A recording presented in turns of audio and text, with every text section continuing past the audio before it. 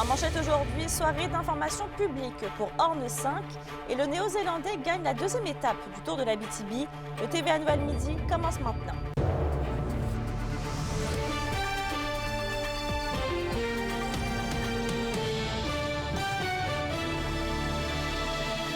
Bonjour tout le monde et bienvenue au TVA Midi. On commence avec une bonne nouvelle puisque la Sûreté du Québec confirme que Keisha Notaway, l'adolescent de 17 ans de Poulari, a été retrouvée saine et sauve.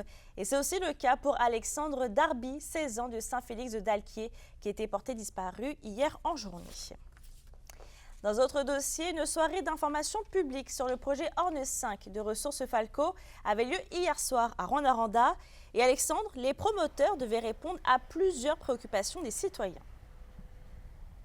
Absolument. C'est une soirée hier qui donnait suite à la soirée de consultation publique qui avait eu lieu au printemps dernier, soirée au cours de laquelle il y avait plusieurs citoyens qui s'étaient présentés, plusieurs groupes, et qui avaient fait part de leurs inquiétudes, des inquiétudes qui étaient restées en suspens.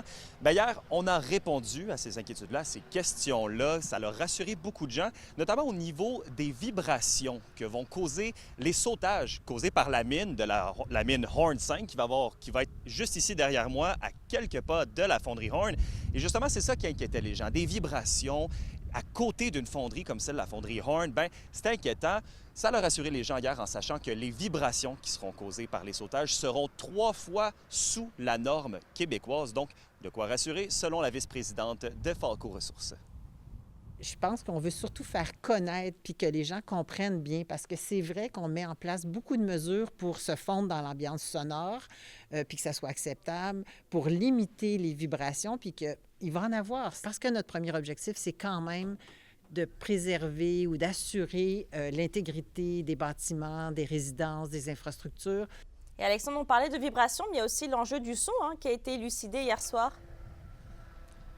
Tout à fait. Et justement, il y avait une activité qui était proposée par la compagnie SoftDB, qui, eux, se spécialise en acoustique industrielle. Donc, on est invité à mettre des casques d'écoute et à écouter ce à quoi va ressembler justement ces fameuses dénotations, ces explosions qui seront quotidiennes. D'ailleurs, les gens de Rouyn-Noranda devront s'y habituer. On va un petit peu s'en aller vers ce à quoi ça ressemble à Val-d'Or présentement. Donc, des explosions, des détonations tous les soirs autour de 5 heures. Pourquoi 5 heures? Bien, parce qu'à ce moment-là, il y a beaucoup de brouhaha, les gens retournent à la maison, il y a déjà beaucoup d'actions. Donc, on veut fondre le plus possible le son des détonations dans la vie quotidienne des gens. Je vous laisse écouter justement l'ingénieur sonore.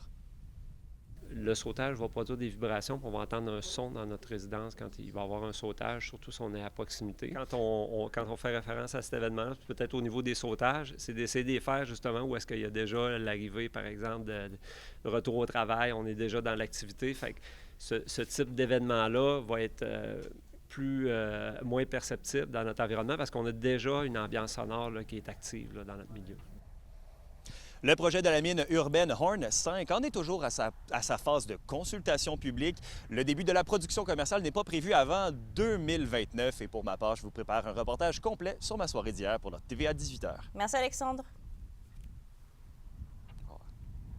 Sur notre sujet maintenant, les mises en chantier résidentielles ont augmenté à Val-d'Or, mais ont diminué à Rouyn-Noranda et à Amos depuis le début de l'année. C'est du moins ce que démontrent les dernières données de la Société canadienne d'hypothèques et de logement. Et c'est à Val-d'Or qu'on note la plus grosse variation avec 117 nouvelles constructions immobilières en 2024 comparativement à 15 en 2023. À Amos, il y a eu 11, ce qui représente une baisse de 15% par rapport à l'an dernier. Et pour Rouyn-Noranda, toujours d'après le bilan de la SCHL, oui, il n'y a eu aucune nouvelle mise en chantier en date du mois de juin dernier. Mais la ville conteste ces données et selon la mairesse Diane Dallaire, depuis janvier 2024, des permis pour 173 unités de logement ont malgré tout été émis par la ville. La question du jour TVA, une présentation de Mobilier Bélan qui vous offre depuis plus de 50 ans un service de qualité et un grand choix de matelas, mobilier, électro au prix compétitif que vous recherchez. À la question du jour, on vous demande, trouvez-vous qu'il y a assez de construction de nouveaux logements dans la région? Pour voter et commenter, rendez-vous au tvaabitibi.ca.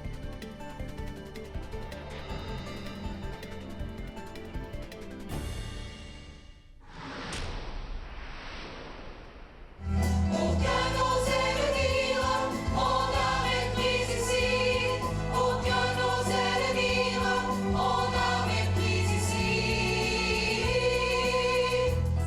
vient d'entendre un passage du spectacle Dernier embarquement au paradis.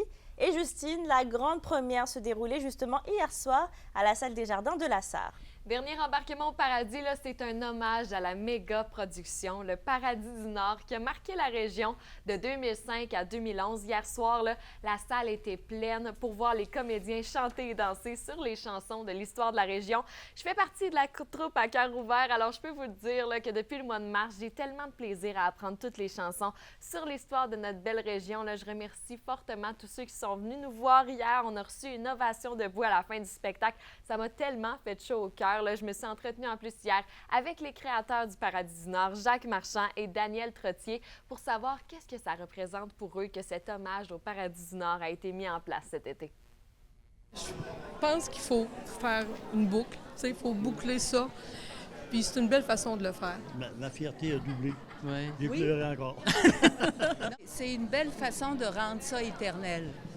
Tu sais, de faire un retour là-dessus, de se repencher sur ce moment-là de création dans nos vies. En tout cas, moi, ça me fait me rendre compte que c'est là pour rester le reste de ma vie. Il y a un petit peu de nostalgie, un petit peu d'émotion. Je te dis pas que de faire revivre pour une dernière fois ce spectacle-là, mais comme disait Daniel, les chansons ne pourront jamais mourir. Ça se peut pas. Les gens l'ont tellement dans le cœur, puis ils l'ont tellement écouté. Vous avez fait vraiment une belle job. Oui. Dernier embarquement au paradis se déroule jusqu'au 3 août. Vous pouvez y aller du mercredi au samedi. À la toute fin du spectacle hier, là, la troupe s'est jointe au comité de la parade de Noël de la Sarre pour annoncer que le train original du Paradis du Nord va être exposé de façon permanente au Parc de la Sarre. C'est une belle façon là, de donner une deuxième vie à ce train qui termine sa route cet été dans Dernier embarquement au paradis. Effectivement. Merci, Justine. Je vous en prie. Le Tour de la BTB se poursuit alors que hier soir se tenait la deuxième étape. Ce matin, c'était au tour de la troisième étape, le contre-la-montre individuel. Et Alexis, les cyclistes internationaux continuent de se démarquer par chez nous. Oui, absolument. D'abord, je vais commencer par hier soir. C'était une étape de 102 km entre Amos et Val-d'Or. Et on a eu le droit à une belle lutte à trois entre Oliver Scott, Jack Dimer et Jaden McMullen. Et c'est finalement le Néo-Zélandais Oliver Scott qui a devancé la ligne d'arrivée de seulement 3 secondes. Et le peloton de tête était pas loin derrière. On parle de 5 secondes. Et il y a eu plusieurs collisions à l'intérieur du peloton, Mélissa, plusieurs chutes. Donc, il va falloir surveiller ça. Il y en a eu quelques-unes mardi soir. Il y en a eu encore hier. Donc, pour ce soir à Malartic, ça va être intéressant de suivre au niveau du peloton. Et ce matin, c'était le contre-la-montre individuel et le Français Elan de la Ronde qui a signé sa deuxième victoire d'étape après avoir gagné la course de 115 km le mardi soir entre Rouen et Val-d'Or. Écoute, il est le seul à avoir obtenu un chrono sous les barres de 10 minutes. L'autre, c'est justement Oliver Scott qui a gagné hier. Donc, je vous laisse écouter le gagnant d'hier, Oliver Scott, et le gagnant de ce matin, Elan de la Ronde. Came into the finish and realised that I'd won, and yeah, it was just such a feeling crossing the line. I've worked so hard for this, and yeah, it feels really good coming all the way from New Zealand. So yeah. Entre la victoire de lundi et là sur le chrono où il y a que les jambes et la technique qui comptent, donc rassuré de voir que je suis au niveau, que j'ai encore pris un peu d'avance. Et... Parti que ça se passe. Exactement. Coup d'envoi vers 18h15, une course qui devrait durer approximativement 75 minutes. On parle de 58 km. Il va falloir surveiller le maillot brun Elan de la Ronde qui a déjà 2 victoires. Je vous retrouve en direct ce soir de Malartic. Merci Alexis, à ce soir. À plus tard. Et on vous en parlait la semaine dernière du grimpeur Philippe Larouche qui a remporté le prix du bénévolat en loisirs et en sport. Lui qui organise depuis plusieurs années des activités pour le déploiement de l'escalade dans la région. Camilla Laliberté nous présente son portrait. Philippe Larouche en a grimpé des sommets et depuis les 20 dernières années, il tente au maximum de faire déployer l'escalade sportive en Abitibi-Témiscamingue. Je peux presque dire que mon entreprise, c'est presque du bénévolat parce que c'est pas hyper rentable en région. On n'est pas comme dans les grands centres où il y a beaucoup de population. Donc, je continue à pouvoir former des gens. Puis, ma passion, c'est que les gens puissent être bien formés puis qu'ils soient en sécurité sur nos parois. Puis on a de plus en plus de parois à grimper, donc ça, c'est génial. Après avoir développé de nombreux sites avec plus de 170 voies d'escalade en extérieur, et aménager des sentiers pour l'accès aux parois partout sur le territoire. Voilà qu'aujourd'hui, il transmet sa passion aux plus grands comme aux plus petits. Mon métier, donc, c'est de former les gens, puis j'ai des élèves, entre autres, des jeunes jusqu'aux adultes.